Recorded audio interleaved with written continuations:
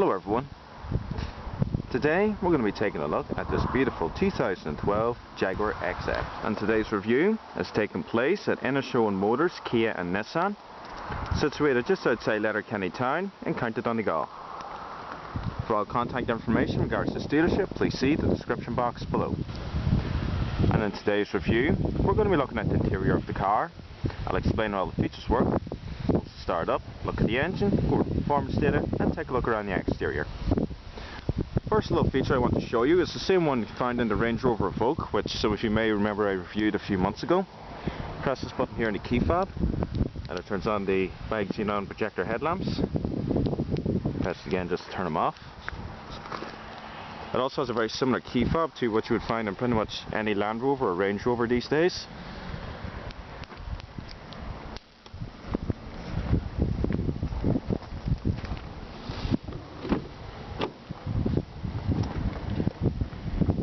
Beautiful black leather interior with a nice combination of brushed aluminium as well as satin rosewood down here. Has 4 electric windows, electric mirrors, chrome door handles, as well as half leather seats, and these centerpieces are called black Sudocloth. Seats are also electrical with brushed aluminium door sills.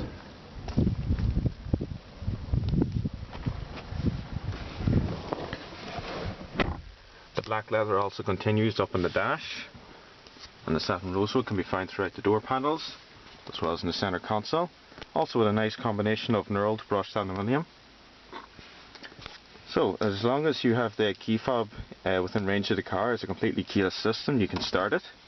So in this case we'll just keep it down here with the cup holders. Now we press the engine start stop button once to turn on the electrical system. Apply the foot brake and hold it in. Fires right up, and upon doing so this dial rises out of the center. Now this here is used to shift between your park, reverse, neutral, drive and sport mode, everything of which is displayed up on the LCD screen.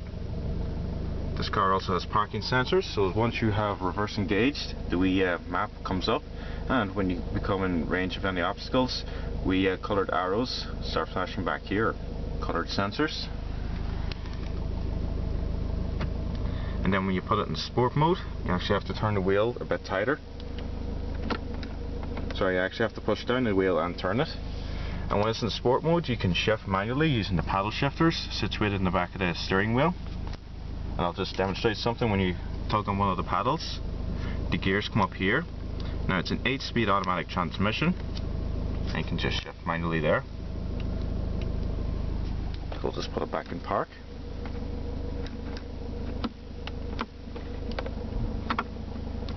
It also comes from an electronic parking brake, and it also has traction control down here, and also has a wee system here for driving on snow and ice. Basically sets the car up so it's more grippier. So we'll just take a look at the touchscreen unit. If I press this down here, it turns off the screen and the analog clock shows up.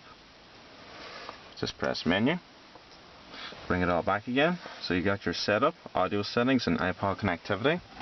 This is all located down here, as well as a 12-volt power outlet, auxiliary input and USB slot. It's also a nice size padded storage area. So into audio, and everything can be controlled down here for the radio and climate control, but for the sake of the demonstration we'll just use the touchscreen unit. Get all your preset stations there. If we click station list, everything comes up there. If you click on frequency, this is how you can have everything sorted, by the way. You can have it sorted by frequency, name, or even category. And then you can click into My Music. Now this is really if you have your iPod connected, which it's not connected in this car. We'll just go back. And then you got your general setup. Now this is really for everything. You got your computer, or sorry, your trip computer listed out here on digital display, or you can have it up here. Just the trip computer controls located here. You can go through everything you want. If I click units, you can set it between, if you want the car to read in kilometers or miles per hour. You can also set between Celsius and Fahrenheit. And then you got your security settings. So this is how you want the alarm set up. And then windows and mirrors. And then if we go into climate control, Now as you can see, the vents are down, but if you press climate here, they open up. I think that looks pretty cool, to be honest. And of course everything can be controlled from down here as well. So that there is essentially the touchscreen unit. It's a very easy system to use and very nice. Now all your radio controls are located on the steering wheel, and you also got cruise control down here, as well as another button for as part of the cruise control system. The steering wheel is also has rake and reach. It's completely automatic. There's just a style here. Completely adjustable until you get your desired position. The interior of the car is very nice. The seats are very comfortable and supportive. It has a manual dimming interior mirror. I should also stress that this here is actually an entry-level SE model, but the owner got it with a sports kit on it, which I'll show you in the exterior, because that's really where all the features are. It has a complete XFR exterior kit. It also has rain sensing windshield wipers. That's your standard interior illumination. Just stroke the lights here to turn them on. Again, same kind of thing you'd find in a Land Rover. As well as your vanity mirrors, also illuminated. And while we're on the subject of Land Rover, there are, as I mentioned when I was going through the vehicle, a lot of kind of Land Rover type features in here. In the XFR for this, the supercharged V8 is actually the same one used in the Range Rover Sport. So there is a nice little combination of different kind of car brands in here. The engine is actually also from a Ford Mondeo, which I'll go through later. So now we'll take a look at the back seats.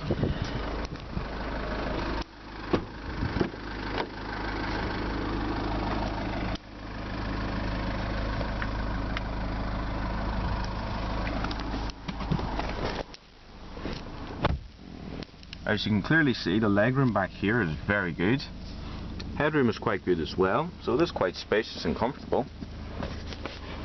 It does get a center armrest with 2 integrated cup holders, adjustable headrests, and it also has the black suede cloth going back here as well, matching the black leather. So as your rear ventilation, wrapped in nice knurled aluminium. The thing I will say about the center seat is it can't really be used, because as you can see the transmission tunnel really does bulge up there, so the center seat kind of isn't practical unless you have small children. But overall I must say I do love the XF. On a personal note, the Jaguar XF was probably one of my most favourite executive saloons in the market right now.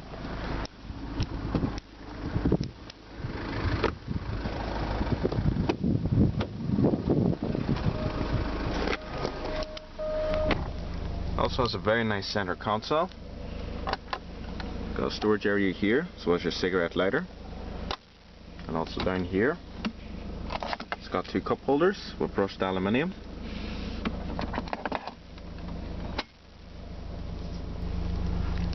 So we'll just turn on the headlights. They're also automatic. And also there's a different setting here. As you can see, these 3 lines here, when they go down, this here basically alters how long you want the lights to stay on after you turn off the car. Neat little feature. And we'll also turn on the rear fog lights, which is just by pressing this button down here, as well as the hazards. Automatic windows. And we'll take a look around the exterior.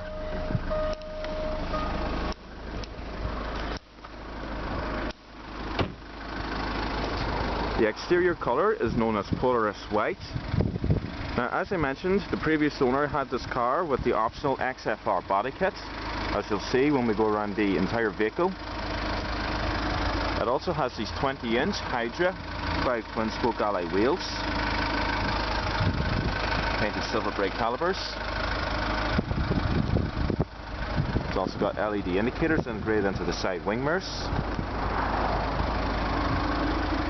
Now the XF has been restyled slightly from the previous model.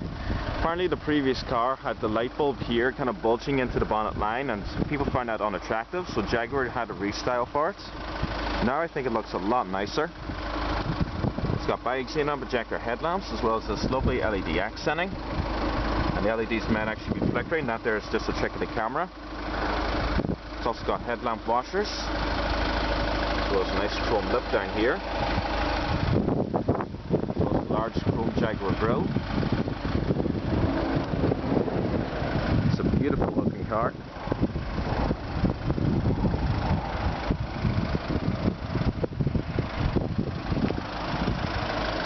Another factory option is you can have these intakes here finished in complete chrome.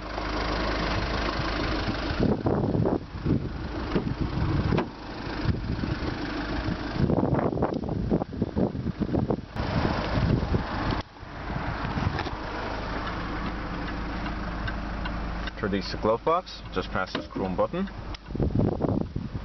Good size, also padded.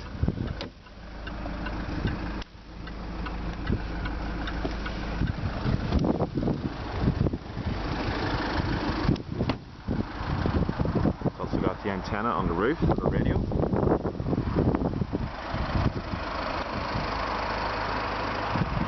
Now at the rear you can really see the XFR kit. It comes with the XFR rear lip spoiler, as well as a bumper and quad exhausts,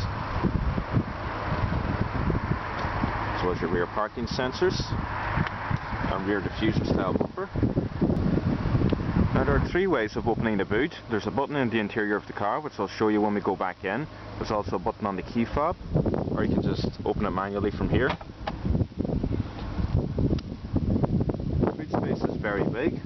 Plenty of room. And also if you don't close the boot fully yourself, I'll show you now, the boot does it itself. You can just hear the electronics there. Also has LED indicators. And also as part of the redesign for the XF, Jaguar have also added these additional lights.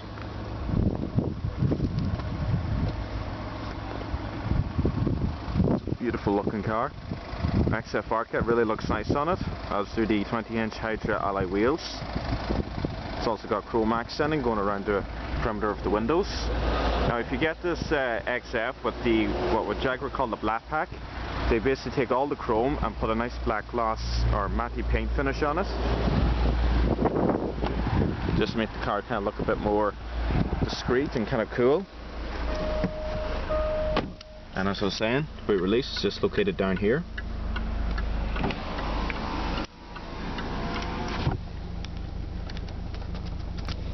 So let's see how the XF sounds.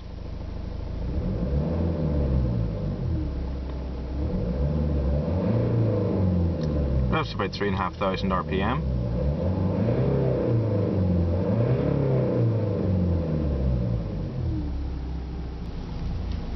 Also has a very smooth and responsive leather wrapped steering wheel. Very nice tight feedback.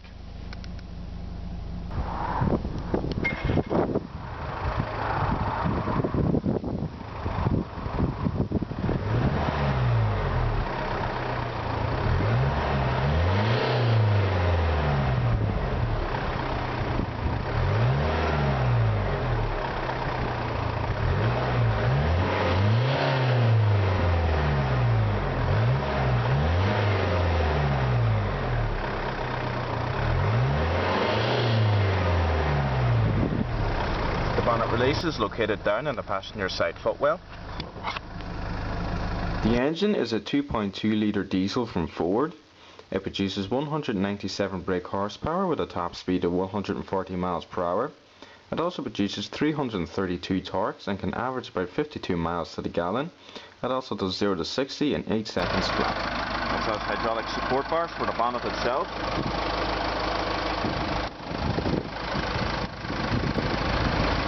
It's also got these very nice lines moving down the bonnet.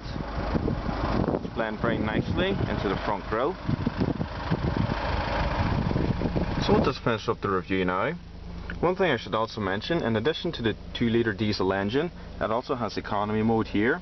Now a lot of cars, or diesel cars these days, even have economy mode. The whole idea really is that the car produces fewer emissions and runs a lot more economically and a lot smoother.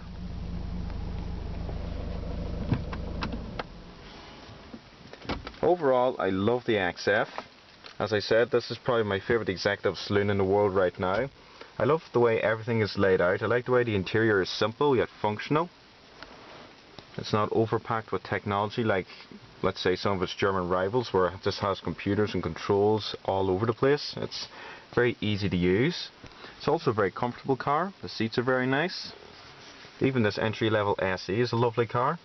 And also because it has such an economic diesel engine, you only pay €330 road tax, which is not too bad at all.